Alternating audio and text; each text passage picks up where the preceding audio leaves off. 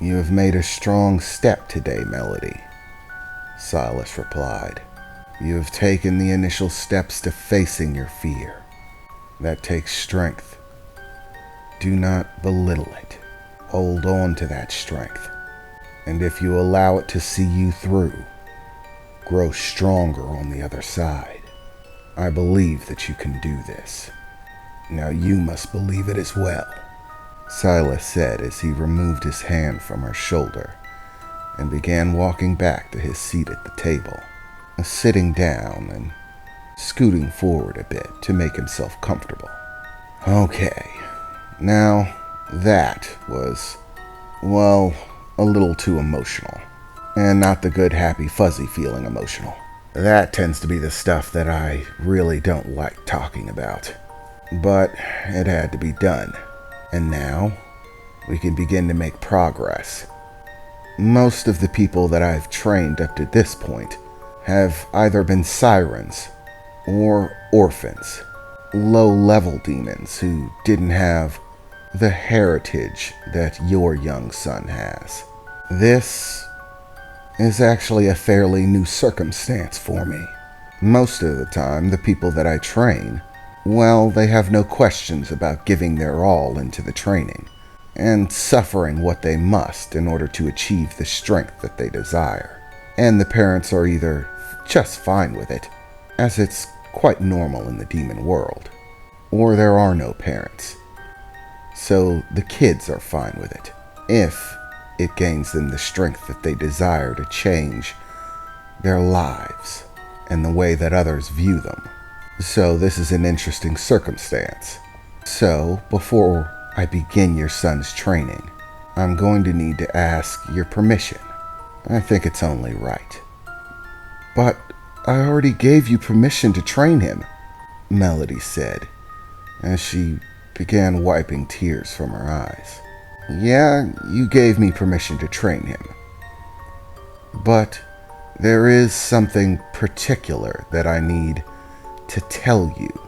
There is a reason that those that train under me say that this first day is the hardest.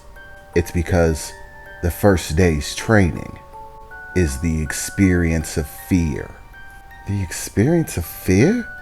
Melody said. I don't understand. What do you mean by that?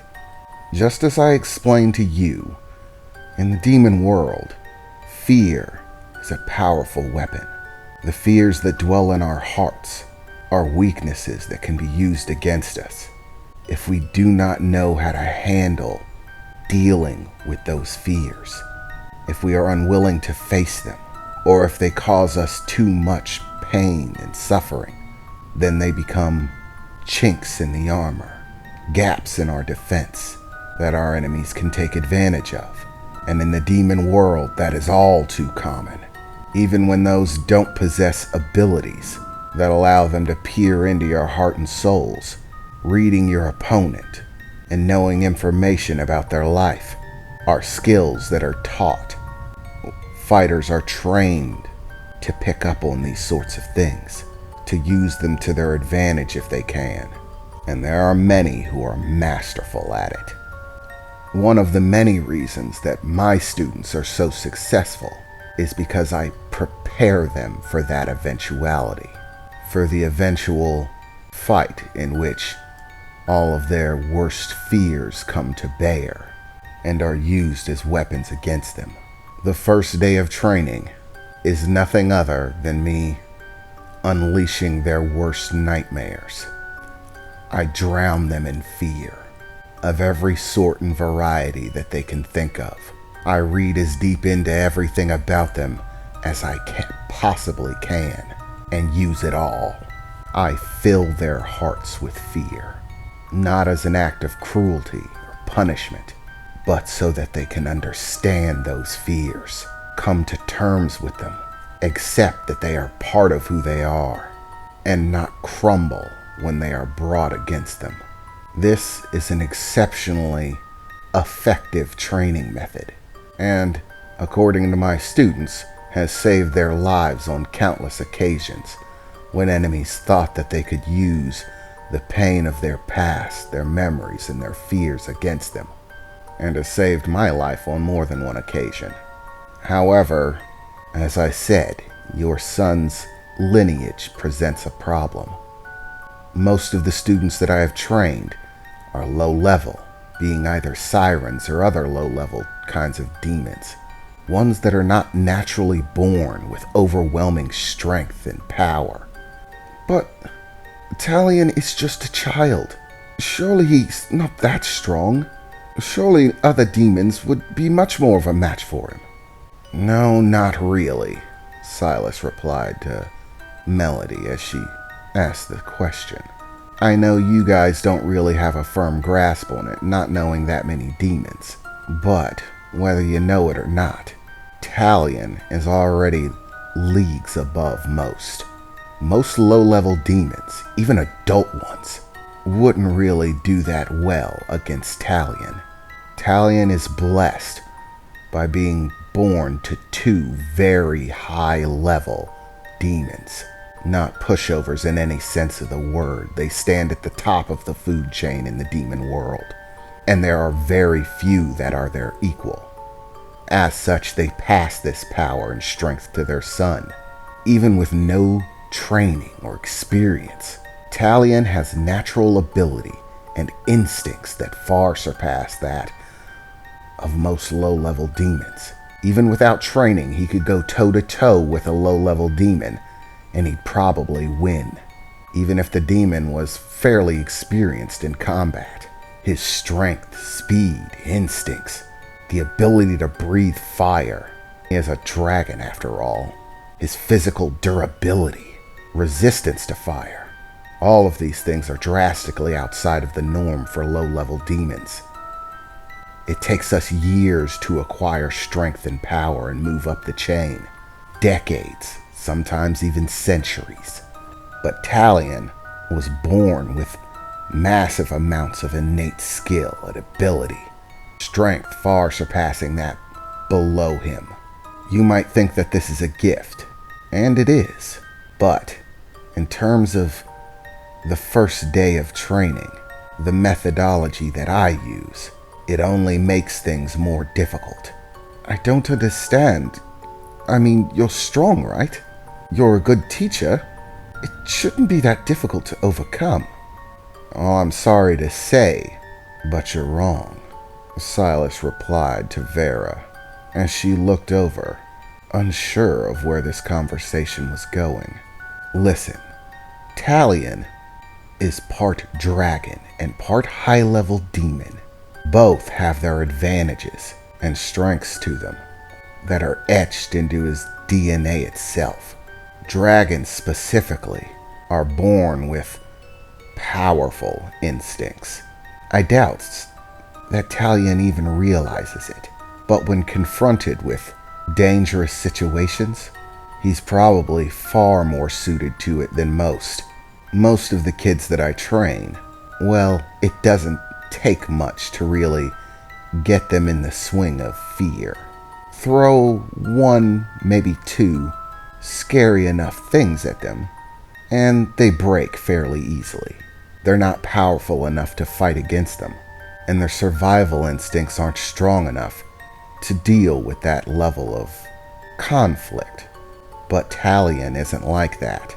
Dragons have a very powerful sense of self-preservation that tends to stave off fear. Even if confronted with a powerful enemy, they don't tend to break easily. Their survival instincts are just too strong, and combat ability on top of it. Because of these things, I'm most likely going to have to press Talion much harder than I would any other student that I've had up to this point. One or two little monstrous creations probably aren't going to cut it. If I'm reading the kid correctly, both his personality, his bloodline, his potentials, then by all measures, I'm guessing that I'm probably going to have to wear him down. It's going to take more than a few monsters to do the trick. No, this is going to have to be a long-running process, so to speak. And I'm going to have to bring every trick to the table. I'm going to have to get into his head, Just being physically imposing, creating strong monsters won't be enough. I'm going to have to trigger his emotions, press him, push him to the edge, in order for him to experience the most important fear in combat. Usually one that's reached fairly easily with the students that I've had up until now. But I'm guessing with Talion, it's going to be a much harder case. Chances are I'm going to have to bring out something, well, much more powerful to achieve that goal. Nothing slight's going to do it. I'm going to have to use some juice on this one. And this is actually the foremost of why I'm telling you it all. Because the very last part of my training process for day one is the absolute limit of a fear. The fear that a warrior can experience in battle. And that is the fear of death. It comes in levels. Most people don't understand that about conflict and combat. Fear of death is always sort of present. It's one of the things that sustains us. We fear death, and so we fight against it. But the most powerful point when that fear is at its absolute maximum is in the instant right before we truly die. That is when we are at our absolute weakest. When one has not experienced that fear, then one can be consumed by it. And lots of bad things can happen. That fear is a crucial weakness that must be faced. And one's capability as a warrior grows exponentially after it's crossed, after one learns to deal with it, though it is also the most powerful. The only way to achieve facing this fear is for one to know, to understand, to believe without question that they're going to die, that their fate has been sealed, that the curtains have come down and the show's over.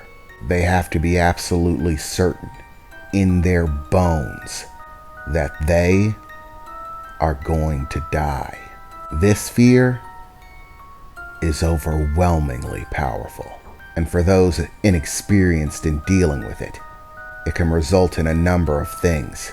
Some people crack, go mad, even if only for a short time.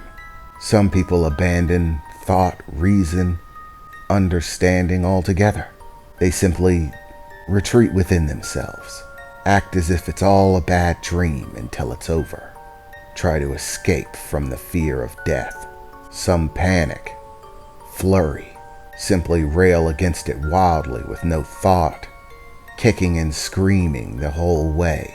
They succumb to the terror and simply become mindless animals railing against the fear. Some even beg to live, weep for the life they're about to lose.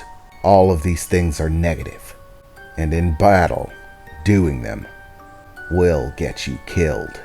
Warriors aren't known for being merciful against the people they're fighting against. Talion cannot do that. When caught in that situation, he needs to know how to deal with that fear, overcome it, and if he can, then when that moment arises, rather than succumbing to the fear, he can use that moment when they expect him to crack, when they believe their victory is assured, and then claim victory himself. But once again, it requires that he be absolutely certain he's going to die. It's a very cruel thing. It's not something that I like doing. But if he's going to become competent, fully trained, he needs to face it. I know it's cruel, but as his mother and grandmother, I'm asking you, can you deal with that? Vera and Melody looked at each other seriously, passing glances back and forth. You're not really going to hurt him, are you? Vera asked. Yeah, it's just to scare him, right? You're not actually going to kill my Talion, are you? No, of course not, Silas replied to both of them. It's just part of his training. He's going to live through it. He just can't believe he's going to live through it. Usually, the endgame result is that I have one of my monsters that I create, well, basically gobble them up. It's a very simple thing to achieve.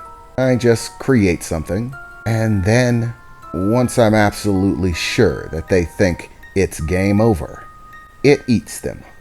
It opens its mouth wide, hurls them in, and the moment they go down, the creature dissipates, disappears and stops existing. And they're unharmed. Scared senseless, yes, but unharmed. The really hard part is going to be getting Talion to that point. As I said, with all of those instincts, and his strengths and abilities, I'm going to have to push him harder, both physically and mentally. The survival instincts of a dragon are a tough bridge to get past, but I'm sure I can do it. Talion doesn't have any training after all, so tough or not, it should be possible.